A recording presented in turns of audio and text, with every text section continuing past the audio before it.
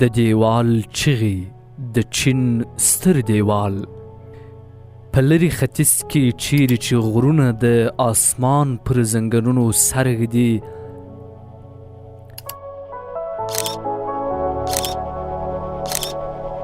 هلته یو اوږد خاموش دیوال غځېدلی دی، نه یوازې د خښتو او تیږو یو جوړښت، بلکې د تاریخ یو ژوندی زخم، د انسان د بقا فریاد. دا د چین ستر دیوال دی، د نړۍ تر ټولو اوږد دفاعي جوړښت چې د زرګونو کلونو تاریخ یې پر اوږو وړی دی. له ختیځ شانهای ګوان څخه تر لویدیځ جیا ګوان پورې له غرونو، سیندونو او دښتو تیر شوی.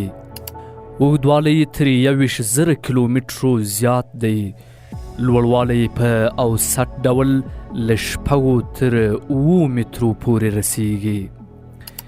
د دې دیوال بنسټ د امپراتور چین شي هوانګ لخوا کېښودل شو، هغه څوک چې چین یې متحد کړ او د یرغلګرو د مخنیوي لپاره یې دا دیوال جوړ کړ. خو دیوال یوازې د امپراتور خیال نه و، بلکې د میلیونونو انسانانو د وینو او خولو قیامت پرې ورکړل شو.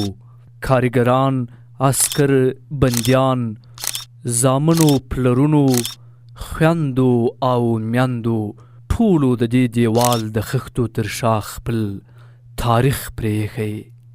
تاریخ وایي ځینې کارګران د همدې دیوال لاندې ښخ شوي، ځکه دا دیوال یوازې ساتونکی نه و، بلکې هدیره هم وه. دا د هغو بې نومو کسانو چغې دي چې ژوند یې د پاچاهۍ د ویرې قرباني شو. نن دا دیوال د نړۍ له عجایبو شمیرل کیږي.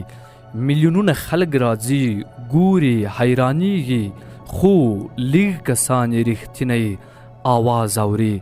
د هرې خښتې شاته یو غږ دی، یوه چیغه، یو درد، یو تاریخ. ځکه دا دیوال یوازې د خښتو نه دی، دا د انسان د مقاومت، د تاریخ د فریاد او د بقا د اوږدې چیغې نښه ده. د غرونو ترمنځ خاموش پروت خو ژورې خبرې کوي. او بله جالبه لا دا چې د چین دیوال له فضا څخه هم معلومیږي. د معلوماتي، تاریخي او ټکنالوژیکي ویډیوګانو د څارلو په موخه زموږ چینل در سره سبسکرایب کړئ.